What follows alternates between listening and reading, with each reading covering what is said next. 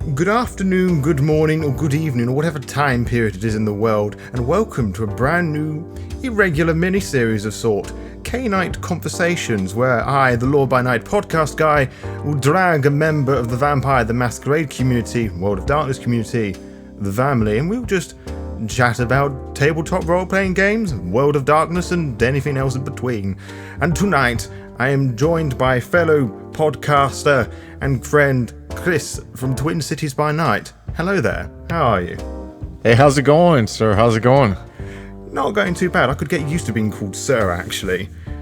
Well, with that voice, you need to be taken seriously and shown respect, so, you know. Oh, you flatter me, my good sir. You flatter me. I forget my age sometimes, that I may be 24, but I've got like a little baby face.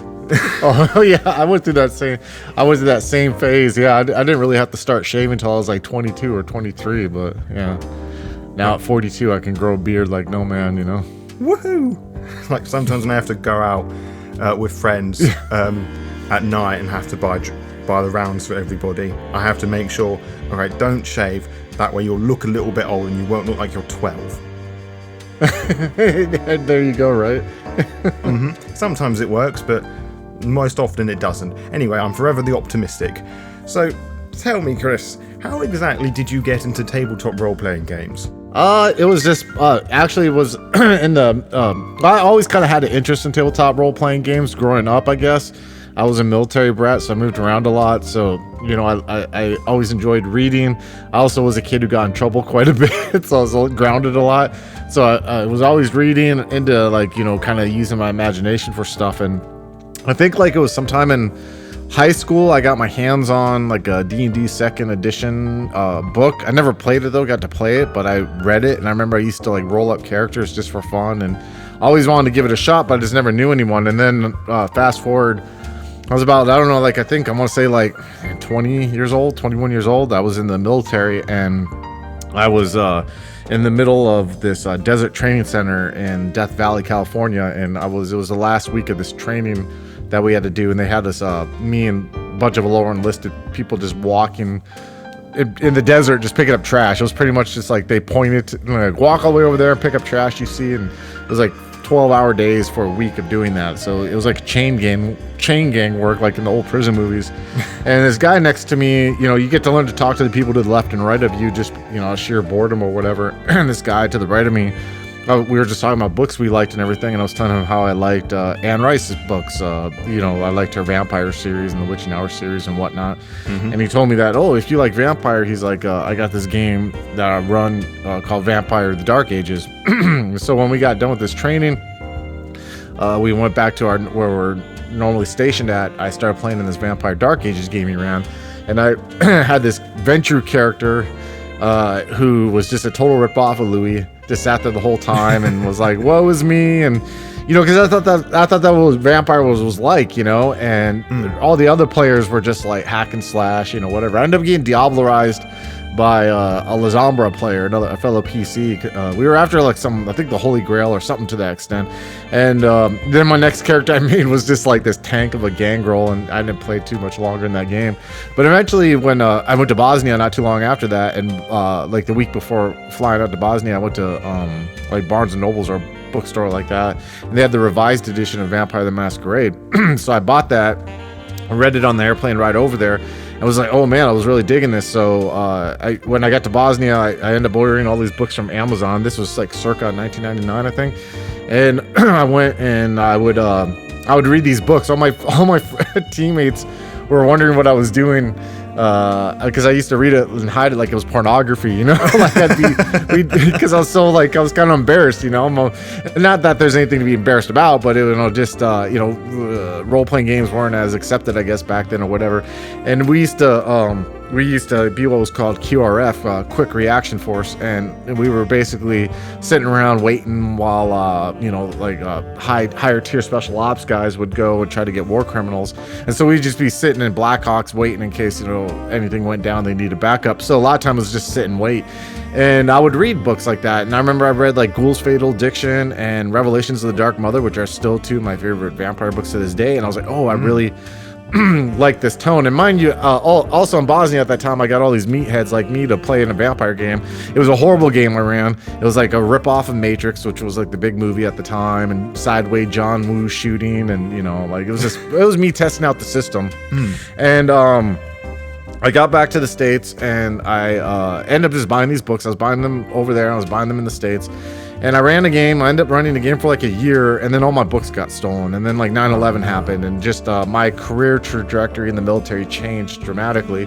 And I just kind of like, just never played again. And then fast forward 2015, I was cutting weight for a Brazilian Jiu-Jitsu tournament. It's a hobby of mine. And Yeah. I was cutting weight, and I had to cut like friggin' 20 pounds, or it was a insane amount of weight I was trying to get down. And usually when I do that, I just like to watch things or read things that just like, like watch like South Park or read a comic book, or just things that you don't really just to make you feel good kind of thing. And I was out of the blue, I was hit with remembering those Vampire Clan novels that came out like in 2000, and I was like, I wonder if that game is still a thing. And I ended up Googling it and found it was still a thing. And not too long, like a couple weeks after that, I posted a thing on Reddit looking for players in a game to run a game, and the rest is history. And that's how Twin Cities by Night was started. So I don't have a long 20 years of the hobby as a lot of people do, but I still appreciate it nonetheless. Yeah, this certainly sounds that you're very dedicated with the system and the general atmosphere of it all. I mean, you picked up again quite a few years later. There's quite a lot to digest, actually. Not quite too sure where to start. Sorry. That's all right. It's fantastic. It's all very interesting. A lot of variety there. What got you actually interested into that? Because you mentioned that you enjoy Anne Rice's books, and the first game that you played was in a Dark Ages game. How did you know that was something? Did you feel this was something that you were enjoying, or was you kind of winning it, or like? I've always enjoyed like two of my favorite Anne Rice's books are The Witching Hour, which is in a vampire one, but then Queen of the Damned. And I think it was Queen of the Damned, her third book, because I felt like I enjoyed vampire, because I felt like vampire, the concept of vampire was like you had these creatures who are around for eternity, like these creatures who could live to be millennia old.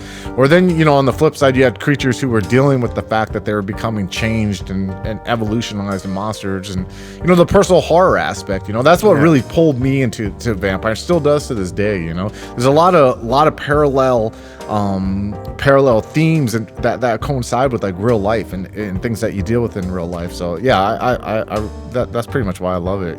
The mystery behind it too. Yeah, it was very, very relatable in a really dark and depressing, macabre way. I mean, I haven't been playing for as long as you have. I mean, you may know I have only picked it up about a year ago, but it was through the ongoing actual play online series LA by Night, and even with that, just seeing the first 2 episodes of the season, that just, I don't know, there was just something really weird about just watching these people play and like in their own ways trying to work out what it meant to be a sign of the night, one of the eternal damned, trying to work out what it means to be a vampire to them.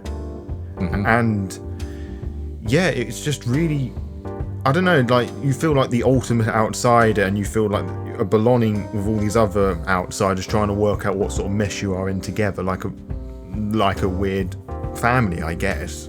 Yeah. I mean, everyone can interpret. I mean, there's even in like normal, mainstream vampire media, there's like tons of different, like I wouldn't call like genres because I wouldn't know how to label them, but there's different outtakes. Yeah. If it's not like in the movie Nosferatu, it's something like Lost Boys. If it's not Lost Boys, it's something like True Dark, or something like Interview with the Vampire, Anne Rice's stuff. So there's all these different like takes. And I mean, you even see that with how people interpret Vampire the Masquerade. There's different people who run in different ways and who interpret different things about it and who like different aspects of it. And it's it's this awesome medium. I enjoy it immensely, you know, just from my own personal like storytelling. It scratches that itch, you know. It's like I found it as my medium, I guess, you know. A lot of different themes I can explore in it, you know. It's really amazing, and I can't believe you've only been doing. I cannot believe you've only been playing for a freaking year, man. I'm watching my language right now because I don't know if this is cursing friendly or not, but go ahead, knock yourself out if you listen. I can't fucking believe you've only been doing it for a year. There we go. We've burst the floodgates. We're all breaking loose now. yeah. No, but that's amazing, man. Because I listen to your podcast. I mean, I'm on like episode 20 because I have this huge. I was explaining to a friend today on a phone call. I have like 30 podcasts I'm subscribed to. I have this specific listening order. You know what I mean? And I have to follow it. But your stuff is such high quality in your knowledge base. I'm like. I'm really weak when it comes to a lot of the canon stuff, but I'm like, man, dude, I can't believe you've only been playing for a year, because listening to your stuff, I would assume that, you know what I mean, you've been playing for years, you know, if not more, you know, so that's pretty amazing, man. Kudos to you. Thank you ever so much. I work freelance, and this whole coronavirus stuff, it's given me a lot of free time to work on this. And just to really... Amen, right? Yeah. Just to really sit back and absorb all of this, like, almost 30 years worth of lore and knowledge, and just so much, just the different ways that people have interpreted the material and how they portray the different clans, how they tell the different stories, and like you, the different podcasts, all of which are World of Darkness related, that I listen to. And when one like, they all have their own schedules, like, right, if I don't watch this now, I'm going to lose it and I'm never going to pick it up again because I'm just really forgetful. Yeah. And again, I just really enjoy the different takes of it. Like, I think I've spoken to you before. I'm listening to one of your many great chronicles at Sorrow, the Sabbat. Oh yeah, yes sir. It's very chilling, and thank you. Knowing it was going to be a Sabbat game and the direction that you're taking it in, naturally, stereotypically, I should say, you'd expect at the Sabbat, it's like, all hell's going to lose, guns and blazing, let's just eat everything with a pulse or without a pulse. But no, it's like the players are still battling with their humanity. They have these really mixed and complicated emotions of each other and the rest and the NPCs in the world. How is it that you decided to take that particular chronicle in that direction? Oh, wow, that's a good question. And you know, like a year ago, I mean, I'm just gonna be blunt. Like a year ago, out of the blue, I was hit with anxiety and depression for like the first time in my life. Like it was, you know, I've always kind of, with what I did in the military and with, you know, like crowds I ran with throughout my 20s and 30s, I had being hyper vigilant and being like kind of like hyper acute are very good character traits to have, right? It helped me accomplish a lot of things even once I got out of the military, like getting my master's degree and you know, meeting a lot of goals, right? But there comes a point in your life where you get too old to manage that, and that hyper acute / anxiety like starts to get stronger, you know, while you know you don't have the tools to really be able to manage it and rein it in like you used to when you were younger. And that's what happened to me. It hit out of the blue. It started with insomnia for like a week. I couldn't sleep, and then it just kind of like whatever. It dealt with a lot of stuff. Thankfully, you know, I'm good now. Due to a lot of friends and getting proper help with all that. But it was a really profound, impactful thing. It had me questioning everything. It had me question if I wanted to continue to podcast. It had me you know, for anyone who's dealt with depression, I had no drive to do anything that brought me joy.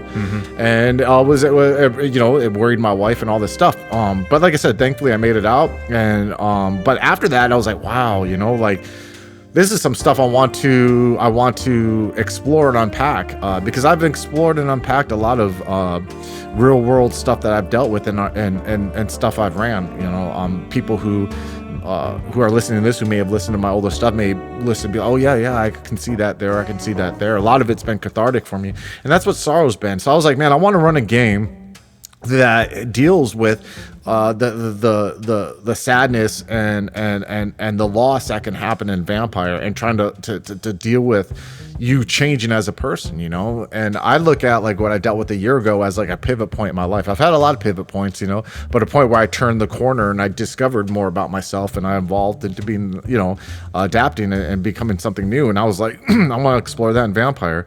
And thus that was the tone that I took with the loss of, you know, it's not really spoilers, but in the game deals with a Sabbat pack who's pack leader and pack priestess committed suicide. And so like they, you know, are dealing with the loss, especially with the Valkyrie. You know how Valkyrie builds those relationships that and everything. And so, yeah, I wanted to tackle that. And I told the players, you know, like how it usually works for Twin Cities by Night, because for those of you who don't know, like it started with me running Vampire, but we have 10 people in our gang now, and we all run different things. And it always starts with an idea, you know, we're open, like, hey, I want to pitch a story. And that's how it was. I was like, I want to pitch a story that's a Sabbat tale, but it deals with, it's going to deal with loss and depression and mental illness, you know, and XYZ. And it's going to be dealing with some serious, you know, stuff. And you know, do you guys want to do it? And so, yeah, that's how we did it.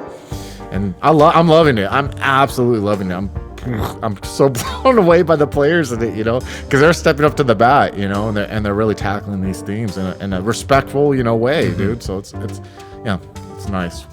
Yeah, it really shows that you're all enjoying it and you're taking the subject matter seriously and just finding really interesting and sad ways to explore these feelings. And I just have to say, it's really commendable that I don't think that's the right word. It's cool that you're wanting to unpack these emotions, that you can just come out and say, oh, I've dealt with anxiety and depression and insomnia and the other things that you've mentioned. Like it's encouraging, is what I'm trying to say. And the fact that you're wanting to try and find a positive outlook for that, just so, you know, just a way of processing things. So I just think that's really cool.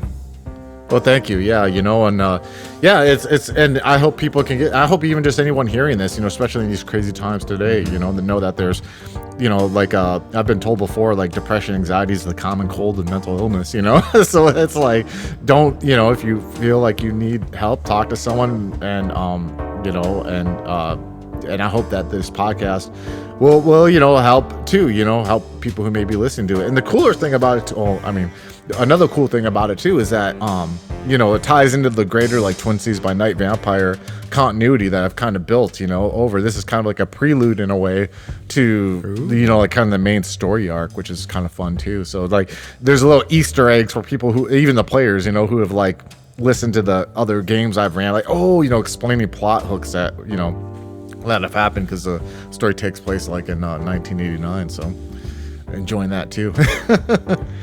Yeah, that is really cool. I have heard from a couple of people who listen to my podcast, and they've mentioned your podcast and things, that how they've tried alluded me to things, but as I haven't listened to everything just yet, a lot of it's going over my head. But I can kind of tell that you are that you are weaving this little world in together. The way your games are set, are they set in like real places that exist in the world, or are they heavily fictionalized, or these are just made up cities? So Twin Cities are real cities, Minneapolis and St. Paul in Minnesota. Right. Now, I've never lived there, and the reason I chose the Twin Cities was because I wanted to run, I don't know, like just visually in my head, like I wanted to run the game in a city that's, you know, the Twin Cities are like known cities in the United States, but they're not like a New York, a LA, Chicago, you know, so it's like I wanted something separate from like the canon cities I usually hear of, and something that's like cold and bleak. You know, my parents are from the American North, you know, like North Dakota, which is right next to the west of Minnesota, and it's really cold there during the winter, and it's really dark and, you know, gray during the winter and fall. And like that's when I close my eyes and I think about the setting, you know, Twin Cities by Night or whatever, I'm like, oh, that's what I want. I want a vampire game that's kind of secluded and cold, and, you know, like just has that eerie feeling. So yes, they're real cities, but a lot of I try to like take, you know, because I've never lived there actually. I've only been there like once in my life, but I try to like do research about areas in the city, but then other areas I just make up off the top of my head, you know. So like just because it's easier. That's very cool. And so the choicing of the name, well, as you said, is it exists well, just Twin Cities by Night. It does have like a very ominous, like I don't know if this is a theme in any of your games, but it does literally sound like there are two cities at war with each other, and it's just there's a lot of avenues that you could explore there. And as I said, I'm listening to Sorrow at the moment, and I'm really enjoying the way that you've taken that. I mean, I to be honest, out of laziness, I treat it like one city. But I've seen online people not have one city, but I don't like have like two separate factions or anything to that extent. Well, actually, how I like other games that I've ran, I've always kind of like have focused on the player characters and had big, like there's only been like I think like 2 or 3 scenes like with the prince in it, and it hasn't even been like like Elysium scenes or anything like that. Like basically, I try to tell stories where the characters are like rocks in a storm. Like all this insanity is going around them. They're not witness to it, but they're just grounded onto themselves. But they deal with repercussion of things that are done off scene that they don't know about. So it's stuff that I really like to enjoy. I like to focus. Like the style of vampire that I personally enjoy is like the personal horror aspect of it, and I like to like really focus on the characters and how they deal with the condition that they have, like the kindred condition, I kind of like call it. And I don't really, I mean, there's Primogen in the city, all that, but they don't interact with any of them. Like even at the beginning of the first vampire story I ran, these were vampires who for 20 years were pretty much living on their own. Like there was a line in a revised book I read, and I think maybe it was the Storyteller's Guide, the revised one, where it said like in some cities there's like vampires who'll go like 30 years without seeing another vampire, in like Camarilla cities, just because they're like so like they are so secluded and territorial onto themselves. Now of course there's other aspects of vampire where people look at vampires as social creatures, who need Elysium or whatever. But I like to focus on like vampires are kind of like secluded. So like in this, and before I ran our first chronicle, the characters were like on their own for 20 years and maybe only a handful of times saw another vampire, so that eeriness. Yeah, I was going to say it's very creepy, very eerie and ominous. And if you were to ever have a moment where the prince or the Primogen or the harpy would show up in a setting like that, I'd imagine it would have a lot more impact as a means of horror rather than what a lot of other actual plays and video games now as well, where you have these important figures that show up every other scene, and the weight of the power they have can lose gravitas. Oh yeah, for sure. And it also like, it shows like, like it also really is an aspect of the horror, like I have it where there's a like a duet game I'm running kind of that I pick up whenever I can that takes place in the Twin Cities, Twin Cities by Night continuity called Eidolon, and it's about Giovanni. It's a duet series with my pal Adam, and he plays a Giovanni who just showed up to the Twin Cities, and there's this NPC who's been in all the continuity named Rita Giovanni, and I like really like to delve into that like Anne Rice elder aspect, where elders almost seem alien, like their mannerisms or how they don't blink or how they just don't process emotion like they used to, or their skin is super pale and marble, and just like really build that tension that and then also to contrast that with what the character is currently going through, being like, yeah, you're dealing with all this stuff, you're dealing with your humanity, you're dealing with processing the beast and handling all this, and look what you could become. Look at this monster you could become. So it's almost even more horrific, or even on the flip side, when like something happens behind the scenes, whatever, I can't even, like some Primogen makes a deal, the players don't know about it, the characters don't know about it, but then they see the result, and they know that someone in a position of power had to do something that led to that, and now it's affecting them, so, which is a helpless feeling you, me, and a ton of other people in this world have, especially nowadays, Yeah, but all the great big important decisions are happening at the top, and it's the little people right at the bottom that suffer the most. You have no say. You don't know who made it. You don't know any of that, No, don't really know. You can make good guesses as to why they did things, but you'll never know. Yeah. Yeah, and the way that you're describing elders, I absolutely adore that, and I just think that's just how elders as a whole should be treated.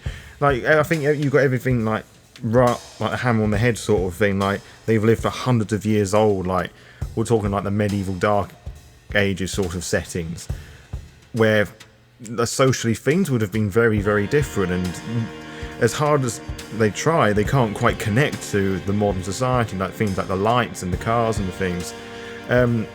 It was on a previous episode of 25 Years of Vampire the Masquerade, one of my favourite Vampire the Masquerade podcast where Nathan and Bob were talking about how to do elders, and it was something that they said there.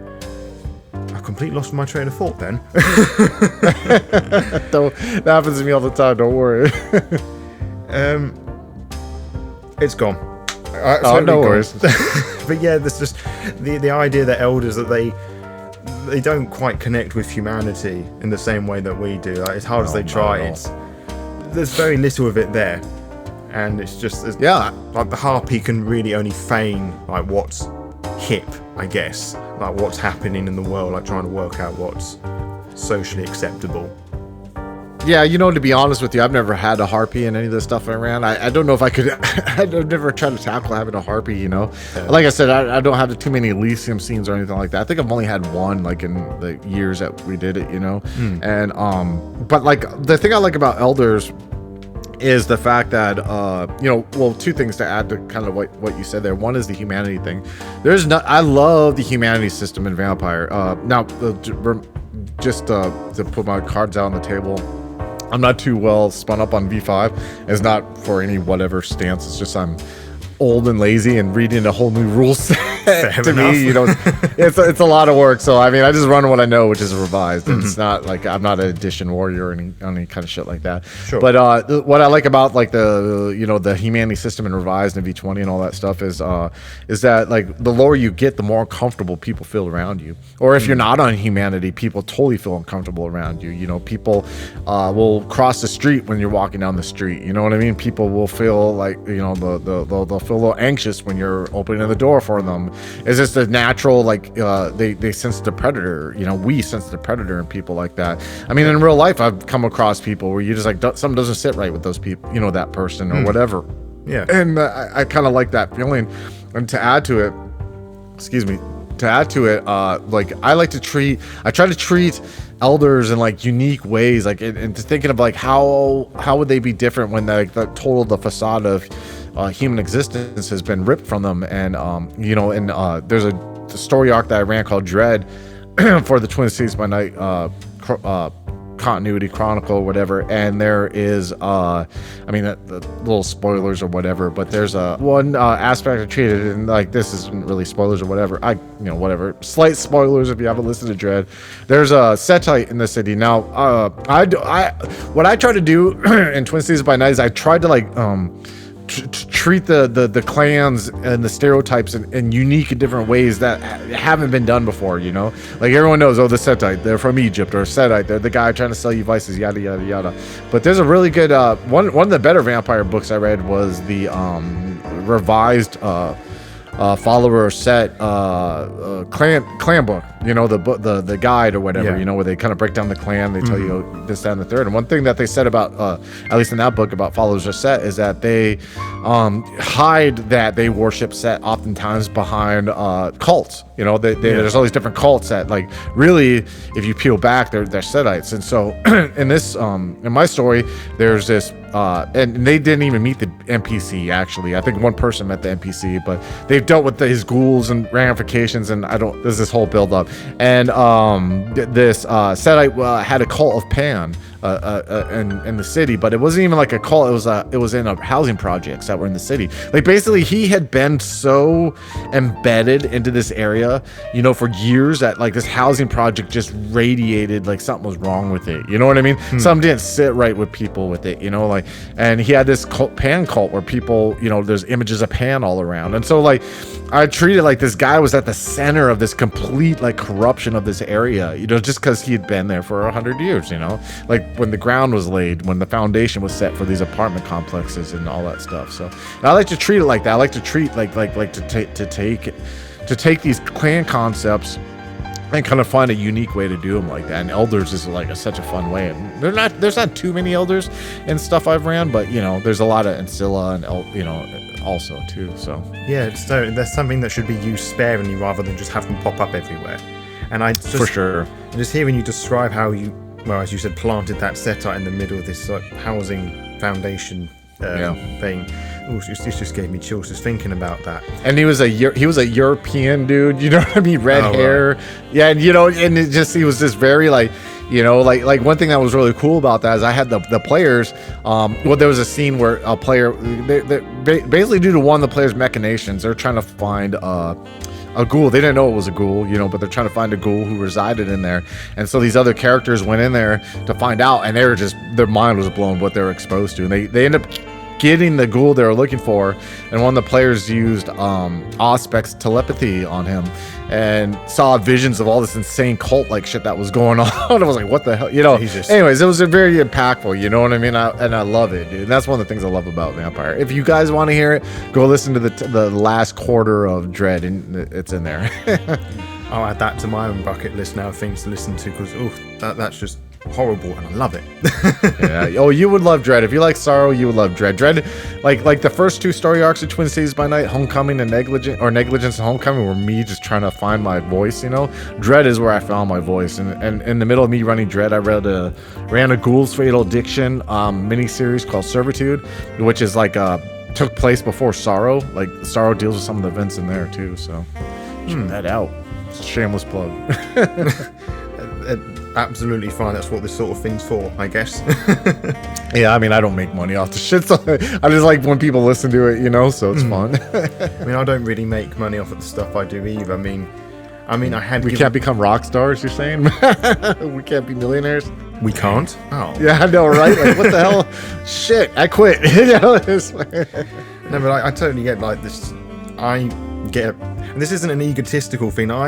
When I do the stuff that I do, it just makes me happy seeing other people happy with the stuff that I'm doing. Yeah. Especially when I've gone back and I've listened to like older stuff that I've done and think, well, how did people latch onto this? That this is wrong. I should have done this better. But you know, it's a thing that just progresses over time and gets better when people like make helpful critiques and suggestions. And yeah, your early stuff sounded great. I feel, you know, like you go listen to our older shit, man. Well, we didn't know what actual plays were, you know. We didn't have like, we were recording with like headsets you buy, you know what I mean, for $50 at Walmart. We didn't know about muting our mics or any of this shit, you know. And I'm also the same way as you. Like I go back regularly and listen to our older stuff just so I can like pick up, you know what I mean? Like, okay, this is what, you know, because like I think that's a common mistake that a lot of content creators do, you know, like where they get into it and they either become stagnant or like, I think there's two things that like I see a lot of content creators do. They show up with a boom thinking they're gonna be successful right away, and when they're not, they stop, you know. Or two, they show up and they're just stagnant and they don't try to improve, you know, because like I think you have to improve, like any little thing, you know. It doesn't have to be huge improvements, you know what I mean, but there's always room for improvement or growth when it comes to this stuff. Yeah, at least in my opinion. Yeah, absolutely. I'm totally the same. I mean, I record and write my episodes in advance, and when each episode goes live, as I'm like, you know, advertising it on social media and like Facebook groups and whatnot, I'm listening back to what I've done, and even though it's like a couple of weeks behind me, I think, okay, this is all right. This could be improved. This, like, don't read so fast, because that's something I'm forever doing. I just sometimes just blast my way through it because I just get excited. I'm in this character. I'm talking about the thing that I'm loving. Yeah, I feel it. Yeah, that's awesome, dude. You know, like, yeah, it's a thing that I had to, you know, I love doing Twin Cities by Night. You know, I absolutely fucking love it. It's my medium. You know, I'm like one of those guys who always wanted to write or wanted, you know, I've always been kind of like a creative cat, and I just found like, this is it. I found it.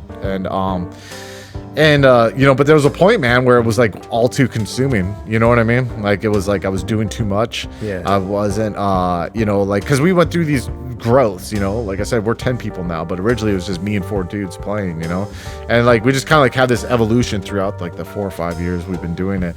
And now though, it's like you know, like we all do like different things involved in it. You know, we have people who edit, people who promote on social media, people who do thumbnails, people who run stuff, play stuff. And now I just found like lately I found like this sweet spot where I'm not totally consumed with it, and, you know what I mean, spending all my energy on it, but I'm able to be creative and tell the stories I want to tell, which is really fun. Yeah, it shows. It's really cool that you've got like these friends that it's how I believe it should be, because they're not just with Vampire, but there are other Twitch actual plays where you can tell that the direction of the cast, for lack of a better word, it's it's mainly just to promote something, or it has people that are famous within the community, and it doesn't feel as genuine as some quote unquote lower budget stuff, because it's, you know, it's just a group of friends just playing this game. They're not actors. They, like regular people, might not necessarily know how to portray different accents effectively, or may not do accents at all. It's but that's not to say that it's wrong doing it like that. It's just my personal preference, and it's really cool that you and this small little team of friends and acquaintances that are working on this little baby, as it were, just helping it grow up in the world. Yeah, it is, and you know, I think we're like in a unique, this weird, unique like space when it comes to like the content creator actual play thing, you know, like you said. And you know, what I'm about to say, I'm not trying to be detrimental to anyone or whatever, but you're very right that there are people in the content creating scene who's are professionals, I would say, you know what I mean, that they're there to help promote companies. I respect the ones that do that are open about that, you know what I mean. I don't have quite as much respect of those who do it but try to front that they're not that, you know. Again, it's I'm very strongly opinionated about that, you know, and you know, and if you're on my Twitter, you've seen me say that, you know, but I have indeed. That's neither here nor that's neither here nor there. But I think that's a little whatever, you know, when unethical when it comes to money being involved, but that is what it is. And then on the other end, like you said, you have friends getting together and who are recording, you know what I mean, who aren't there to whatever. And I think we're like in this middle spot, you know, because I think we're in that middle spot where definitely we're friends playing games, but we've also taken it like a little bit more serious, you know what I mean, like when trying to get people to hear our stuff. But then we're in that, I like the space we're in, because I think people, you know, I think people can respect what we do, you know what I mean, and I hope they respect, because that's what I just want, respect, you know. I wanted to be like, hey, look at these guys, a little engine that could, you know, like we didn't like do any back end deals with companies. We play what we want to play, you know what I mean, not what, you know, will give us more clicks or whatever. And yeah, it's fun, it's blast, you know. I'm proud of what me and my friends have done with Twin Cities by Night, and and we're all like, you know, virtual friends, you know, know, like from across the globe, different countries and all that shit. We have this like tenacity, man, you know what I mean, like we ain't going nowhere, and we're gonna keep going, and we're just gonna keep doing this thing, you know, and it's awesome. It really sounds it, and it's added some warmth to my cold, dank heart. Awesome. Yeah, you've got quite a lot of episodes in the Twin Cities by Night podcast, but how is it that you decided one day, you said originally it was 5 and now it's 10, but how is it that you actually decided that we're going to do this sort of actual play thing? So originally when we started Twin Cities by Night, we recorded on YouTube. We played on Hangouts, which automatically record on YouTube, and we did it just to have an archive of what we were doing, you know, like I didn't even know what an actual play was. I swear to God, I didn't know what Twitch was. You know, mind you, like I'm just getting back into one single game, you know. I didn't know about all these other tabletop games or whatever. And like I kind of spoke to earlier, like I just had that natural like hyper acute wanting to learn more, you know what I mean, like when I get into something I get into it, you know, and wanting to learn more. I really like to learn about subcultures, and you know, that's like the type. So when I get like one little foothold in, I'm like, oh, let me find out all this. So we eventually found out like, hey, there's people who share their stuff, record their stuff. So we started sharing our stuff, and originally, like I said, it was just us playing one single vampire game like once every like month or month and a half. It was really hard to schedule at that time just because of life or whatever. And I started finding about all these different games, you know, like, of course, I'm running this vampire game, but I'm like, oh shit, like, there's these different games. I'm having ideas for different stories I want to run, you know? And Slavic, one of our gang members, was like, I was pitching him to an idea, like, hey, I want to run the story that deals with, like, the Satanic Panic and Bismarck in the 80s. Bismarck, North Dakota is a town my folks lived in. And he's like, why don't you just run Chronicles of Darkness? And I'm like, ooh, that's a new gaming system. I don't know. You know, I was a little intimidated. And so he's like, just run it. So I ran Chronicles of Darkness. And then all of a sudden, next thing I know, Quinn, who's a brand new player to Vampire, you know, to our stuff with Twin Cities by Night, was like, hey, I want to run Victorian Age.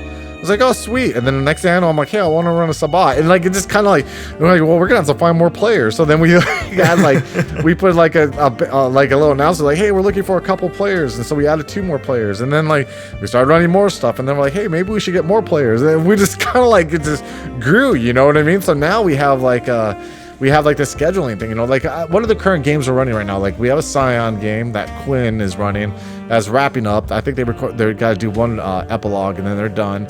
We got my game Sorrow that is running. We are about to we got my Chronicles of Darkness game, The Ultimate Evil.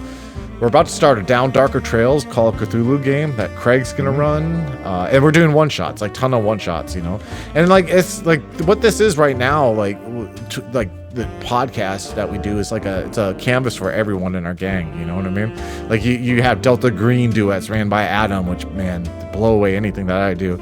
You have Tillman rocking out Eclipse Phase. You got like Slavic doing 13th Age, and you know, just anyone's like, hey, I want to run something. All right, cool. What weekends do we have open? And that's just pretty much how it goes, you know. So yeah, scheduling though is the biggest pain in my fucking ass, dude. But we got a system down for that, thankfully. But I hate scheduling, dude. It's like herding a bunch of wet cats, you know. It's bad. That's a weird expression. I might have to use that in the future. Yeah. I mean, we got it down pat now, thankfully. But that, man, dude, there's. Whew, yeah, but we got it good now. So yeah, it's just like that. And then, you know, we record Sundays, and you know, one session is 3 chapters, you know, 3 episodes, because we take an hour from each session, and that's what we release. You know, the week we got 4 people editing. You know, we take turns editing different things and stuff like that. And so Becca doing the thumbnails, and just this is well-oiled machine right now, man. It's crazy, you know. That's really cool that you have this little system going on. You're all bouncing ideas off of each other. Yeah, for sure.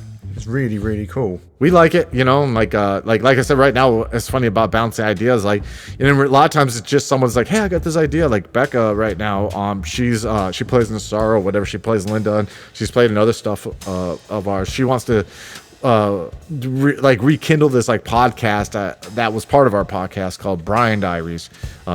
Brian, for those of you who may not know, is like an inside joke because a lot of my earlier NPCs were all named Brian. I never realized that until like people pointed it out. So we have like the Brian Diaries. It's like a joke, you know what I mean? Like if you see Brian mentioned in any of our stuff, it's like an inside joke. So anyways, Brian Diaries was this podcast I started like I don't know, like 3 or 4 years ago, where I'd interview some people in the industry. Then it kind of just like fizzled out. We started talking topics or whatever, but she wants to rekindle it, and she wants to do this idea where she's gonna take like a story idea, like a 1 or 2 sentence idea, and then talk to different people in the gang who like have ran, you know, like Adam with Delta Green, or Tillman with the Eclipse Phase, or me with, you know, Vampire or whatever, and just like have this show the process of like, hey, this is a story hook, how would you do this, you know what I mean? And just kind of like have this inside the mind of a storyteller while they figure out this stuff. And that's just an idea she had, and she's super excited for it. And it's really cool to see her friend be like, have this thing that, you know, I started 5 years ago. Now she's able to, like, you know, be super excited and create something. So, and like Craig is doing Down Darker Trails. He has a thumbnail already created. He's doing maps. He's doing research in the area. Nice. You know what I mean? Like, yeah. So it's cool. And I just sit back and I'm like, yeah, sweet, dude. You know what I mean? Like, you know, like I'll play or whatever. You know. So it's awesome, man. It is. I think I've mentioned a few times on my Twitter page that I'm trying to plan a V20 Dark Ages game, and that's very nearly ready to start going. It's just there's one player who's dealing with some legalistic stuff of moving house.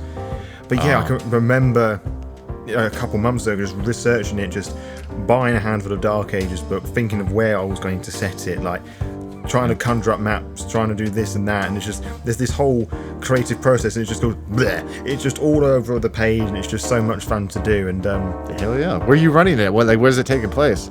It's going to be in the British Isles, Dark Ages British Isles. Oh, nice. Initially, I was going to put it in a made-up city, but then with a bit more research, I've decided I was going to put it in the city of Winchester.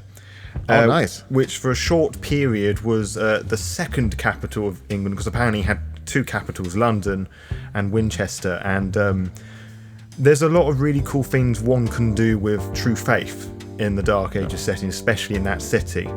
Yeah. And I think you can't really run a Dark Ages game effectively without having true faith as like this. I'm going to call it an alien antagonist, even though that's not quite the right phrase for it, but it's something that it's not really a thing in modern settings as much. But it's when Catholicism and the such ruled during the medieval period, it was kind of floating around everywhere, like there was more of it than oxygen sometimes. Oh yeah, for sure, man. And like, it's funny you mentioned that, like the whole true faith thing and how it's not so much in modern day. Like like the games I run, I don't even talk about like Cain mythology or any of that shit. Because I mean, you gotta look at like there's some 10-year-old vampire, who's been a vampire for 10 years, gonna really believe in Cain when most people don't believe in religion nowadays. You know what I mean? Like, it's really hard to expect them, but in a Dark Ages game, fuck yeah, like, you have the Bali running around everywhere too and all that stuff. I just recently finished up Winston Churchill's first volume of History of the English-Speaking People, I believe it is, or I can't remember the exact title, but about like the history of the British Isles up until, I want to say, Henry V. I can't remember when it ended, which is funny because I love history, but like English history has always like confused me, and my mom was a huge buff of it, you know what I mean? But like I always had a hard time, you know what I mean, like following it just with. But now that I'm older, it's a lot easier now, especially like War of the Roses and shit like that, dude. But yeah, it's really awesome, man. Are you gonna do that as an actual play, or are you just doing that at home, or what? I do intend to be doing that as an actual play because it's something that I've wanted to do for quite some time, but I've sort of lacked the confidence to do it. But doing the stuff like the Law by Night podcast and like learning about the law and the history and how pretty much most of it happened in the Dark Ages. Yeah, and it's far more visceral, and the politics is a lot more behind the scenes, as it were. And I don't know, that it's just something that just stuck to me a lot more. So I deciding that I want the first game to run is this V20 Dark Ages game, which some might say is a bit foolish because you've got all the different roads to deal with. But going back to what we were talking about, humanity and elders and whatnot, like how the roads and the paths, like they physically give off auras to people that make them feel different shades of shit. Like yeah. I mean, in anything, dude, like you can always just keep it simple. You know what I mean? Like, that's the thing about these tool sets. Like, do with what you want with them, man. You know what I mean? Yeah. I mean, if I was in your shoes, I'd have a ton of confidence because, I mean, like I said, I'm still blown away. You've only been in this stuff for a year, listening to your stuff, man. Like, I'm like, damn, dude, that's badass. Like, thank you. So yeah, have fun with it. And the thing with actual plays too, like, I mean, there's so much, like, I'm not saying I'm a master of actual plays at all or anything like that, you know what I mean? But just have fun with it, dude. You'll have fun, man. And, no one's going to sit there with, like, drinking a wine with their fingers stuck out and, like, critiquing, you know what I mean? Like, oh, you didn't pronounce that clown correctly there. I do get that, actually. I have people telling me I pronounce... in the original book, Bruja is pronounced Bruja, and I just say that more often than Bruja. I've had some people tell me off for saying Cappadocian, where technically it's Cappadocian. And who fucking cares? Jesus. I'm sorry. Exactly. I'm sorry, dude. I'm like, damn, dude. I probably lost like listeners right there. Like, oh, fuck this guy. He doesn't agree with the pronunciation. But I'm just like, Jesus Christ, dude. I'm glad you get all those people, man, because I really don't. I mean, people don't listen to me, I guess. So it's like, I don't know. Just people, they just want to voice their opinions and just get it out there. Because they're an anonymous commenter and their opinion is right. Yeah, it's the internet, bro. Like that's how it is. But yeah, like just do your AP, man. That'd be dope, dude. And yeah, I mean, like I think now, I just think now's the time to do vampire APs because I think a lot of them have kind of like blown away, from that V5 bubble that bursted. You know what I mean? Mm-hmm. And I just think now that like I know I feel a lot more comfortable running vampire again because I was well, you know what is funny because I was running Dread when like the V5 bubble was first happening, you know what I mean? Like when like a lot of these APs were coming out, and it made me up my game. I feel like, I was like, oh, okay, I want to raise my bar, But now I feel more relaxed running vampire, I don't know why, and really, to be honest with you, man, like after last year and the shit I dealt with, like I really don't pay too much attention to like a lot of the, scenesters out there or whatever, you know what I mean? So I'm very selective with my sensory input when it comes to the gaming scene, Yeah. And I found it's a lot easier, man. Yeah, I totally understand that and get it. Sometimes you can just absorb too much, not just from like vampire and like table stuff, just like just from everything really. Sometimes you just got to learn how to shut things out and just your own body's a temple and you've got to worship it, Yeah, for real, yeah. So I did like that. I barely watch TV and I do more reading than anything else, just, listen to podcasts, man. And trying to learn, about stuff and everything like that, dude. So, and I learned from your podcast too, man, which is awesome, man. I find like a lot of the I don't even know where you can have that shit from, man. I was like, dude, how the fuck do you know like the names of these antediluvian? Like it's so crazy, dude. But I think it's cool because like hearing about that shit strikes at Anne Rice chord. I don't know if you've ever read any Anne Rice vampire shit, but a lot of this shit deals with like ancient vampires. You know what I mean? And it's like has this like mystery, so it's like hearing that shit. Yeah, it's really fucking cool, man, to hear, dude. Thank you. So, I really appreciate that coming from you. I do have Anne Rice's Vampire Chronicles on my bookshelf. I keep meaning to pick up and read it, but I just keep forgetting. And so much Vampire the Masquerade is quote unquote inspired by Anne Rice stuff, So it's a bit difficult these days to have anything vampire related that isn't at least referencing Anne Rice's stuff. Yeah, for real, man, for real. So, what are your thoughts on like the current state of like vampire and everything, dude? Like with the products and everything. I think it's really interesting that the various different avenues that various different types of game developers are wanting to explore. You've got the 2 visual novels that are out at the moment, Coteries of New York and Shadows of New York, and with the V5 setting, you have the playing card games. There's that tabletop game. I think it's called Heritage, or that's that another card Heritage. game. Yeah. The audiobooks, I think there's a lot of very interesting ways that people can absorb vampire material. A lot of it's not really of much interest to me, but I'm not obviously going to have a go at anybody about that because, whatever makes you happy, as long as you're not hurting yourself or other people, then do what you want. Yeah, for sure. I mean, I would personally like to see them more books, but I understand there's like, the whole world on fire and the time it takes to make... Printing presses aren't really working like they used to. Yeah, I feel you, man. Mm-hmm. Have there been any new books announced? Or, I mean, to be honest, I think the last one I heard was Cults of the Blood God, right? That was the last one they did or something like that? Yeah, that was the latest vampire one via Kickstarter. There's the supplement guide to the V5 Chicago by Night was released not that long ago. A couple of ones were announced, but like there haven't been any Kickstarters or anything for that. I can't remember the titles of them. Yeah, gotcha. Yeah, it's cool, man. At least people are liking it. Like it's I went through a phase where where when I was getting back into vampire, I felt like I had to get all the vampire books and read them all, and so I actually got like every V20 and before book, know, and then I sold. This is one day where I'm like, what the fuck am I gonna do with all this shit? You know what I mean? And I just kind of like.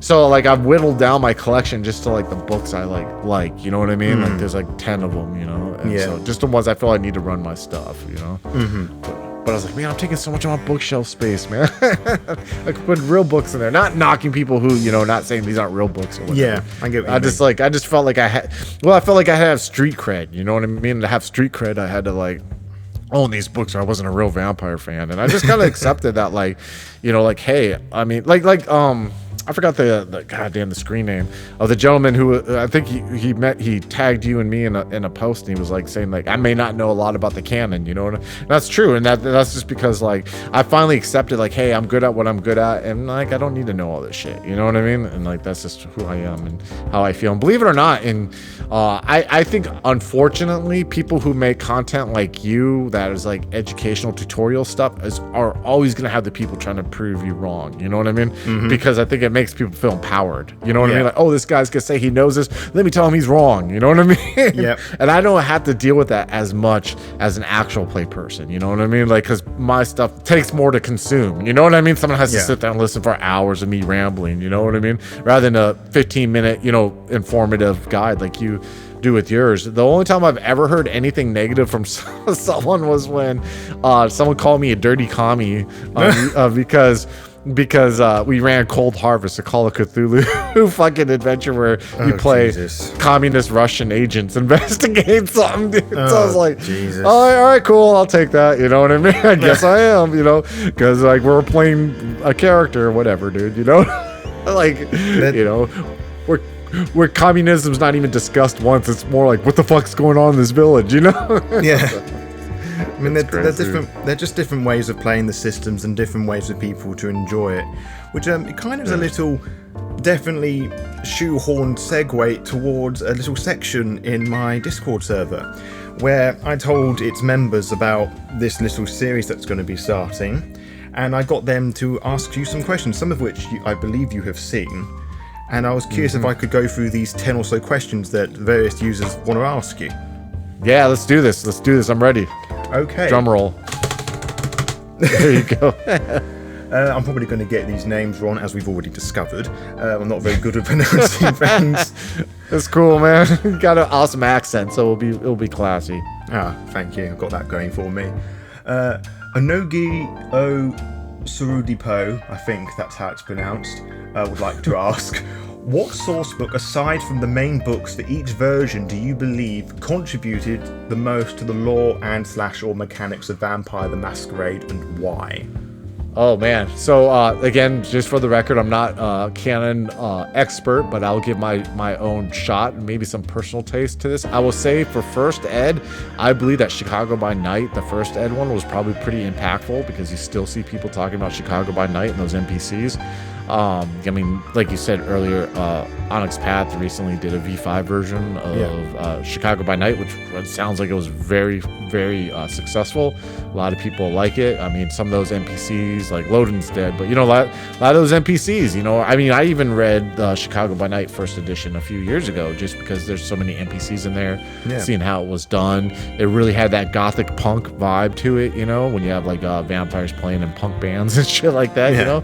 So that was pretty awesome. I'd say that. Now, for the second edition of the game, I would have to say, for me personally, I felt Revelations of the Dark Mother or Ghoul's Fatal Addiction, which are two of my favorite books. I feel Ghoul's Fatal Addiction is a tragic story that makes me totally uncomfortable reading it. If it's not the weird, over-the-top S&M art inside of it, it's the theme of being enslaved to a monster and what that does to you, especially the dealing with the revenants and all that stuff. Revelations of the Dark Mother is an awesome book. It is. When I read Revelations of the Dark Mother, that's the tone I want in my vampire games. Is I want that tone right there, and that it's been like a good pace, man, a good point that I tried to reach in my stories. When it comes to there's a lot of stuff done and revised is when I got into the game.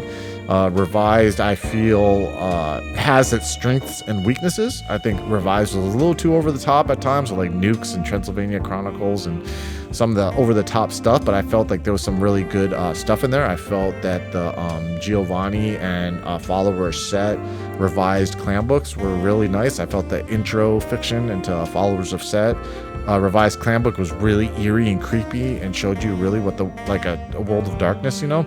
Unfortunately, there's a lot of 90s like kind of edgelord shit in a lot of those books. But I also felt like another great book that is really underappreciated from that revised line is the Storyteller's Guide. So much useful information in there about running stuff, essays, really good stuff I learned from reading that. So yeah, that's a good one.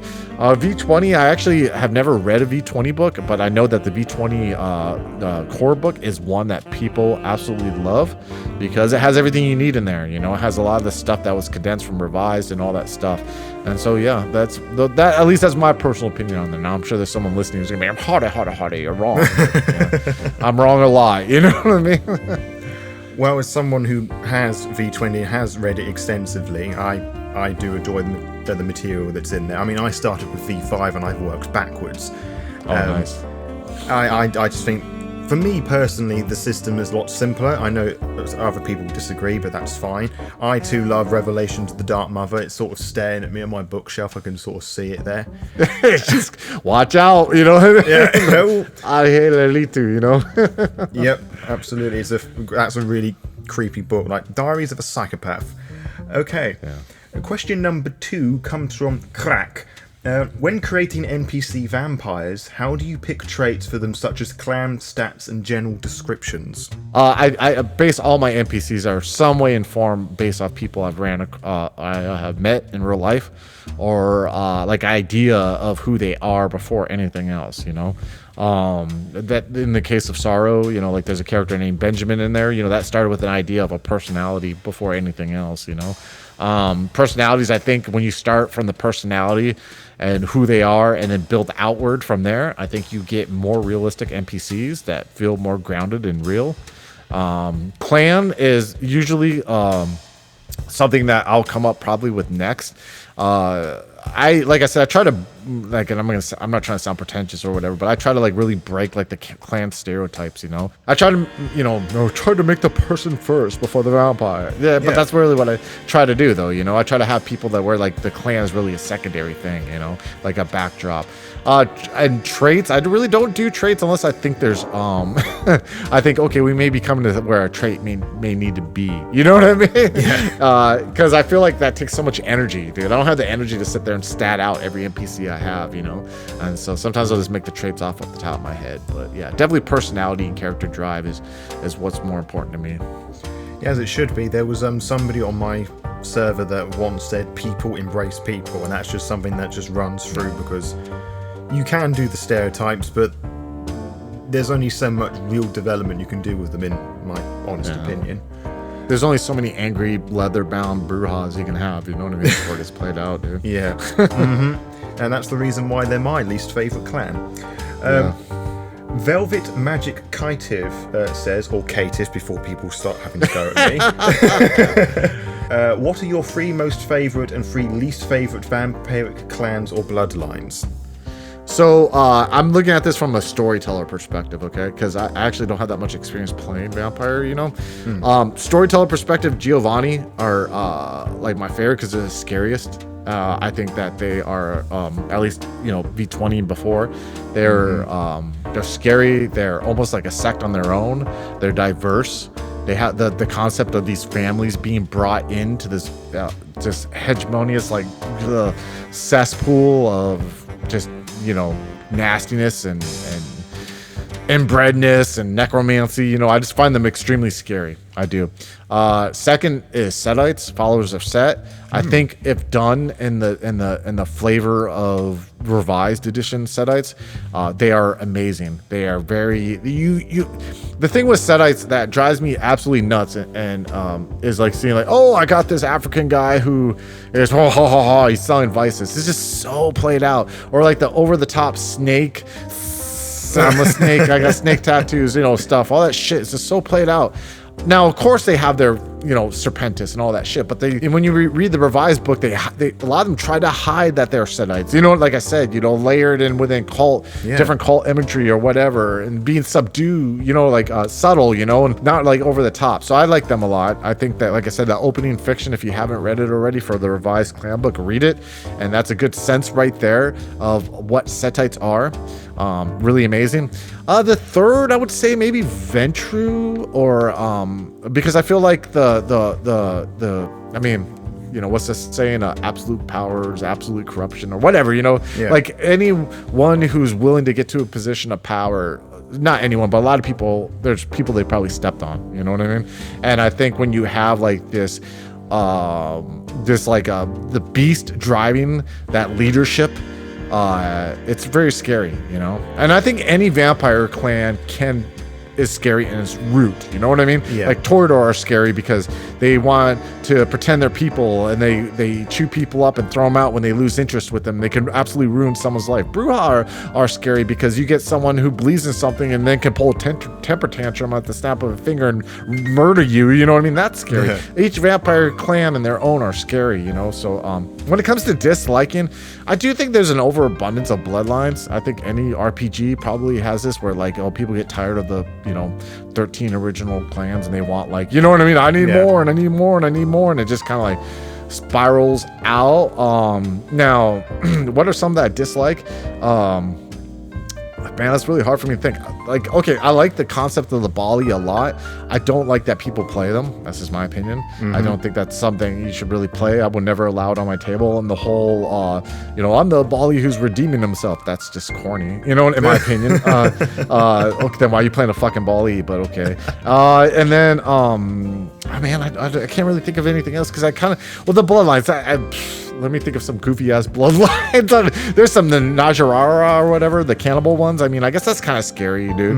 My thing is like just make them a clan. You know what I mean? Like I don't know. That's just my opinion. But I don't have really thing I hate. I try not to hate things too much. So there's some things I see done with clans I don't like. You know, like, oh, I'm the angry punk rock bruja. You know what I mean? It's like, is that again? You know what I mean? Like, oh, I'm the artsy fartsy smell my own fart Toreador. Oh, really? Okay, cool. You know, like this has all been done for 20 some years, folks. You know what I mean? And yeah, that's, to be honest, between you and I, and again, I'm not trying to hate on anyone or shit talk, but that's why I don't listen to a lot of like vampire actual plays, because it's just a lot of those regurgitated, you know what I mean? Like stereotypes that you've seen done already a thousand times. You know? But some people like it, dude. Yeah, it's on them.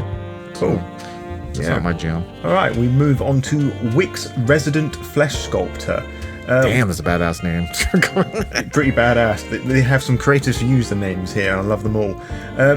What do you think about the difference between Old Country Zamitzi and Newer Zamitzi? I like the different styles, but I'm curious as to your opinion. I think I prefer the new Shimize or Shimizi or whatever you pronounce it. I mean, they it's weird because the clan, I feel, probably started as like kind of a like inspired by Brian Lumley's Necroscope series. If anyone's ever read that, they had like these vampires that kind of like flesh crafters and build like flesh citadels and all that stuff. And then you kind of like they kind of went back on it and kind of made like the Vlad Tempest, like Old Country Shimize, you know, they were kind of like in Transylvania or whatever. I think Shimizi are scary. I think that if done correctly, they can be scary because I think they have the capability to make themselves completely inhumane. And what they're able to do, you know.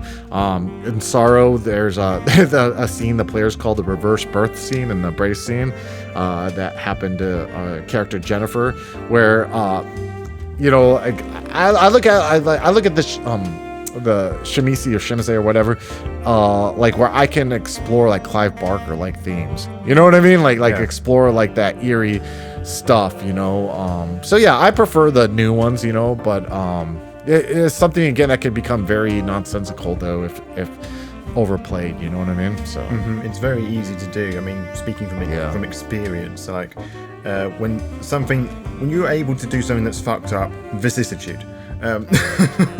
Yeah, right. Murray Cultist asks, in your personal opinion, what is the biggest or scariest threat in World of Darkness, existential or otherwise? Yourself. Like, period. I mean, what's the biggest threat in the real world? You know what I mean? People. You know? I mean, like, you know, the fallacy of being a person, the fallacy of thinking you're right, you know, the fallacy of absolutism. Like, you know, what are all the splats and World of Darkness in their core? They're people, you know. If it's not vampire, you're a person who has a beast. You're a junkie, you know. You're relying on something to live, and then you get power, you know, where you can affect others' lives. I mean, werewolf, same thing. You think you're fighting the good fight at what cost? Mage, God forbid, you have the hubris of being a person, and you can change fucking reality. You know what I mean? Yeah. Like that. I think that's the essential is yourself. You know, you're the character, you're the person. I don't think that, you know, there's some over. The world's not black and white like that, you know what I mean? I think you have like infernalism, you know, like I like the themes of infernalism in World of Darkness, but in all reality, like that's a backdrop, you know.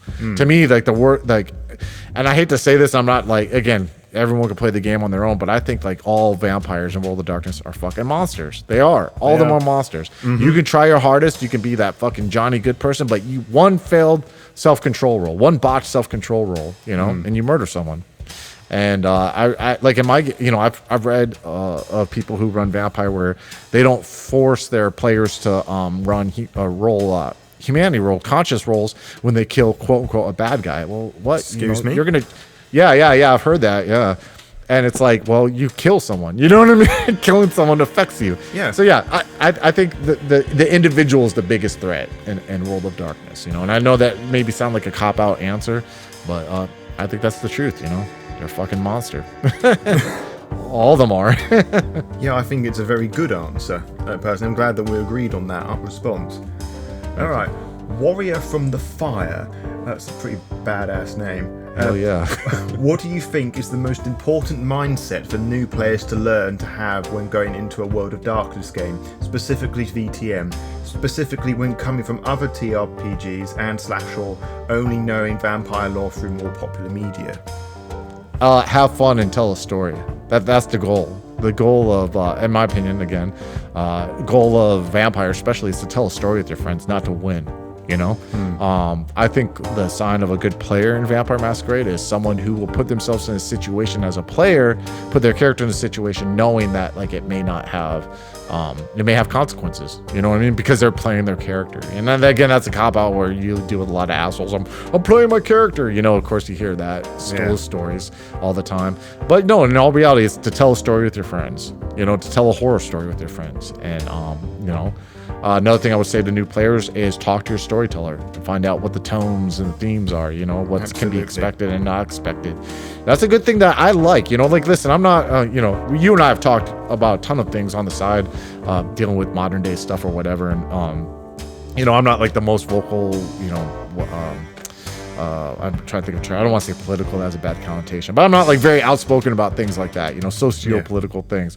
And but I will say though that I'm very 100% on board with consent in gaming. You know what I mean? With being open about what to expect in a game, because you know, like especially with games like World of Darkness, you know, there's a lot of themes that can be touched on, and you know, you got to make sure that your players and your storyteller know. So yeah, and have fun, man. It's all to have fun. It's all to have fun and tell a story with your friends, man. For real. There's no winning in World of Darkness. You're all damned. Absolutely. Feral Gangrel would like to ask, what's your opinions in the minor splats, Wraith, Hunter, Changeling, etc.? Do any of them rank higher than the big three in your book? I suspect the big three being Vampire, Mage, and Werewolf. Yeah. For me personally, I think Wraith as a concept is really interesting. You know, like if I was to rank the games, Vampire's number 1, Mage is number 2, which I'm still trying to learn. I plan to run a Mage game after I wrap up my Chronicles of Darkness game I'm currently running. Werewolf is just none against Werewolf players, and I know I'm gonna get fucking attacked, you know. But I'm just not. It just doesn't pull me in. I would probably play it, you know, someday, but I've never had any urge to run Werewolf. But Wraith, I've had a lot of urges to run Wraith. There's actually a story I've always wanted to run in Wraith for like the last 3 or 4 fucking years now, that takes place either in San Quentin prison in like 1970 or 1980, or deals with this New Mexico prison riot that happened in the early 80s that happened in real life. I want to run a Wraith story on there because I feel like you can deal with some very, very fucking deep, traumatic, dark, you know, like stories. It'd be one that would be, well, Wraith is a game, well, all these games can be ran whatever way, but Wraith is a game that potentially you have to run with the right audience, you know? Yeah. And run with the right people and treat it with the seriousness that it deserves. I've never got to play it. I've never got to run it. I own the 20th anniversary edition, but I hope one day. So I'd say Wraith is better than Werewolf in my eyes. Again, fucking people are going to attack me or whatever. This is my opinion, you know? I love you all. No, I think that's absolutely valid. I mean, Werewolf has taken my interest a bit more recently because of the spirituality of it all. Wraith, again, is very serious. It's both incredibly depressing and a little bit optimistic. I too have the 20th anniversary edition. It's a big book. Fuck it is, man. Dude, for real, dude. Yeah, and it's something that I want to explore someday in the near future, hopefully, maybe, please. Well, and Wraith and Vampire are kind of intertwined in a lot more than I would say Werewolf and Vampire, in the fact that, like, Giovanni, you know what I mean, and necromancy and dealing with the Shadowlands, you know, so. Indeed. Cassandra_BR would like to know, what do you think is the most important way in which you've developed as a storyteller in your time running World of Darkness games? Ooh, what is the most important way? Well, it's funny because usually I've for the longest time doing Twin Cities by Night, I kind of had like an imposter syndrome thing, you know what I mean? Where I kind of beat myself up. And then recently, due to like friends or whatever, I've been like confident, you know, like about what I do. I'm very happy with how I do. I say the biggest improvement that I have, oof, man, there's a lot of improvements that I've done. I know what I'm good at, and I know what I can use improvement on. Man, that's a good fucking question, dude. Give me like 10 seconds to think about that for real. I'd say the biggest, I say what I'm good at, I think, and I've been told by people, is setting scenes. You know, just my description of stuff and like kind of like really like pulling people in. I try to like view it like in a like I'm there. You know what I mean? And it's a skill that I got from the military or whatever. Like utilizing all 5 senses or whatever. But one thing I think that I've gotten better at is ending stories. You know, I think that like that's a hard thing, especially when you do actual plays. You know, it's like you get so nervous about ending stories, and I know I'm very happy with how I ended Dread. And I think like Dread, which is the 3rd story arc in Twin Cities by Night, I think that was me at my best storytelling. You know, I think I might outdo it with Sorrow. You know, but I listened to Dread. I just re-listened to it recently, and I was like, I ended that pretty well. You know, and I didn't. And it was like, and I didn't like I feel like, and even a better answer to that question, I feel like I've gotten better at player agency. Not like being scared if players kind of like go off the route that I thought they're going to go. You know what I mean? Like kind of riding it and seeing how it goes and being more open to that kind of stuff, you know? So That's a good question, though. It's a very complicated question, but it's a good question. I could talk hours about that, man. Well, I'll have to bring you back on another time and continue that discussion. All right, we have 2 more questions left. Next one is from XX Lady Dice XX. What would you say are the top 3 skills or tools you use as a GM outside of creativity and storytelling? The 3 tools that I use outside of creativity and storytelling. Man, like tools. I mean that. I'm trying to like understand the question, but I would take it like I use outside influences from books. I love to read. There's a lot of things that have been in stories I've ran that is specifically because of nonfiction books I have read. Things I want to explore in games. One prime example is the Ghoul Donald in Dread is based very heavily off the BTK killer, you know, and the scariness that all that entailed. Yeah, like I use outside influences, like a lot of nonfiction stuff. What was it? 3 tools it asked? 3 skills or tools that you use as a DM/GM outside of creativity and storytelling. So I use outside influences. 2 is setting the scene, by far setting the scene. I utilize things every scene that I've probably described is based off something in real life, you know.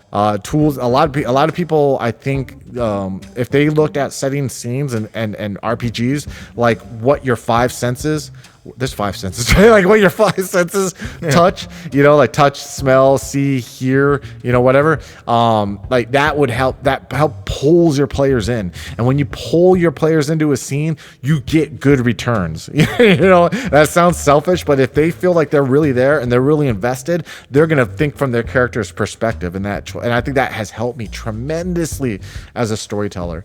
Another thing is bullet points. I do bullet point notes. Now, there will come to a point to a story where it's like I won't need them, but what I do, like for example with Dread, which was a long-standing vampire game, I'll have a bullet point scene for each player planned out. Now, it doesn't mean it has to happen the next session, but it ever means if there's ever a lag, I can go to that scene, you know what I mean, and then pull them in and keep all players active in the game. You know, that's one thing that you don't ever want as a storyteller, is have one player not feel like they're active. And having a scene pre-planned, you know what I mean, to fall back on to pull a character in is a key to success, in my opinion. Holy shit, I answered that question. Huzzah. Yeah, huzzah! I mean, it's very easy just with these things. No one's going to know, like, if you've moved like a street name or I don't know, a shop to a bar or whatever. Yeah. Right? It's very easy to manipulate those sorts of things. Yeah, and it helps you describe it better too, you know? Yeah. All right, the final question comes from Saved Spawn. If I was to start watching/listening to Twin City, which campaign should I start with? Ooh, man, there's so many different opinions on that, all right? So I'm going to give you the two common opinions I see. One is start from the beginning, all right? Start with episode 1. Now, I would like to say episode 1, our audio quality is not what it is now. I've heard people say it's not that bad, but it drives me nuts when I listen to it. Mm-hmm. And we didn't know how to mute our mics or whatever, all that stuff. A lot of people say start with episode 1. If you're wanting to listen to the vampire stuff, my opinion is start with Dread. And the reason I would say start with Dread is because we have preludes that explain what happened in the previous 2 story arcs, you know what I mean? And you can listen to that. And then if you want to go back, you can listen to the first 2, which a lot of people have done. So I would say that too. Or just, listen to one of our many one-shots, you know what I mean? But if it's vampire stuff, I would say that for sure. And if you want to, let me add a little bullet to that. If you just want to hear what our tone's like and like what our themes are like, give our Ghoul's Fatal Addiction Servitude miniseries a try. It's a prelude to our Twin Cities by Night stuff. It has a lot of like kind of Easter eggs, but it gives you a good tone. I've been told that. So it's like 5 hours. It's 6 parts. I think it's about 5 hours long altogether. Give that Servitude thing a listen, and that's where you'll definitely hear me. That's something I'm proud of. You'll hear my style of storytelling in that. Nice. And that kind of leads on to the not the epilogue of this interview. Where would people be able to find you and Twin Cities by Night online? Okay, so our Twitter is twin_cities_VTM. There you can find links for our Discord, for our Facebook group, for where you can find us on iTunes. We're on all major podcast apps. Just search Twin Cities by Night. You can find me as Chris Zac 6, CHRISZAC 6, I believe. Me and my whopping 70 followers on there, But if you for some reason want to find me on there, you can find me on there.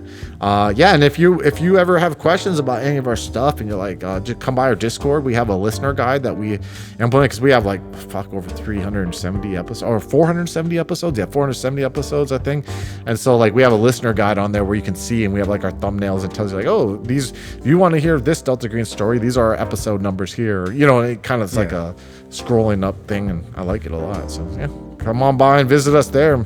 We're all very approachable, man.